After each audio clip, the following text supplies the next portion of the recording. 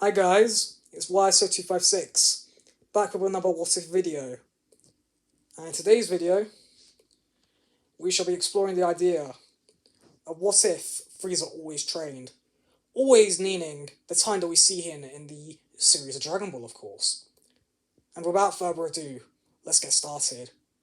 Our what if timeline begins many years ago, around the point in time where Frieza has just destroyed Planet Vegeta.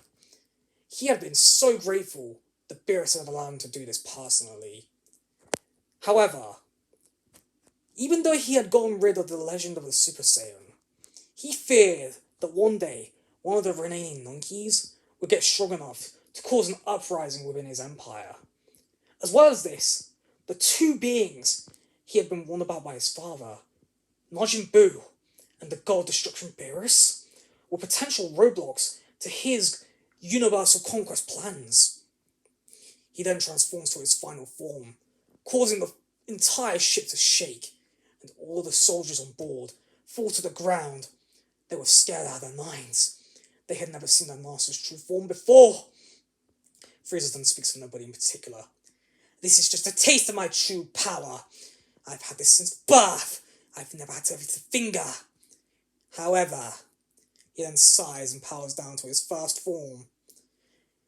That form consumes too much power to be used all of the time. But if I was to master this power, make it my own, then I'd climb to new heights, and nobody in this universe will be able to stop me. He then says to Berry Blue and Kikino that he wishes to train. The two servants snarl at their lord, and begin a training program for the master. Every single member of the Frieza Force gets involved, sparring and training with their master. Years pass, and Frieza has made incredible gains in his training. He's done so well, in fact, that he's able to stay in his final form all the time with little strain, choosing to stay as long as he pleases in that form. Years pass, and we're arriving at points in time where the Frieza Force is on Namek in search of its Dragon Balls. The huge difference in this timeline, however, is the fact that none of the Z Fighters or Vegeta can handle Frieza's forces or his elites. Zarbon and the Dodoria are also able to keep Vegeta in check until the Ginyu Force and Frieza arrive. He wished to deal with Vegeta personally, and thanks to his years of training, he's able to take Vegeta, Gohan, Krillin, and Goku down with ease. He kills all of them, sparing Goku and Vegeta for last. He then says, "You know, it seems that the legendary Super Saiyan was just a legend after all. I do thank you though, Vegeta, for you made it very clear that I never needed to fear your filthy race. Goodbye, Saiyans!" He then destroys Namek, leaving the two Saiyans to share its fate, seeing as how they had avoided the fate of their own homeworld long ago. Frieza decides to head to Earth instead, hoping they had Dragon Balls of its own, which would be better success of gaining his wish for immortality. He also decides to train along on the journey. A few days pass, and the ship arrives on Earth. He then orders all of the foot soldiers and the Ginyu Force to scout the Earth in search of the Dragon Balls and any useful technology. However, a few hours pass, and the squadrons return back, informing their master there is nothing to be gained from this world.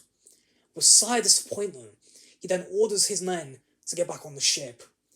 He then decides to destroy Earth, rendering it useless. He then fires a death ball, laughing the entire time watching Earth's destruction. He then returned with his men back to Planet Frieza 1 and continued his training up to the point of time for the day of Buu's revival. However, thanks to his training, he has gained a new transformation. Golden Frieza is here, and he's able to handle Buu like a ragdoll. Balti was shocked to see Buu handled so easily, and as the last-ditch resort, he attempts to take over Frieza's mind, taking advantage of the evil in his heart. However, because Frieza has gained so much power, any form of mind control just doesn't work on him, and he's now becoming tired and weary of Buu's attacks. He simply puts Buu down and says, "You know what? I don't understand why my father told me to fear you. Enjoy hell, Buu!" He then destroys Buu and Bobbity with ease. he felt invincible. Having taken out Boo, he now only had one roadblock left to making this universe his. Beerus. A few days later, he arrives on Beerus' homeworld and makes himself known to the God of Destruction. The kitty cat is outraged to see the tyrant and informs him to leave at once if he values his life. However, instead of becoming fearful or scared or angry, Frieza simply says to Beerus, with an evil snarl upon his face, "This universe is mine now, you stupid cat. You can choose to live in it or die by my hands." Beerus gets outraged now. He stands up and walks towards the tyrant, confident in his abilities. He feels that his power outclasses Frieza's by a large degree. However, with a mighty scream, Frieza transforms into his golden form, and he is now wielding a power that surpasses that of the gods. Beerus is shocked to see this. He did not realize how much power Frieza had at his disposal.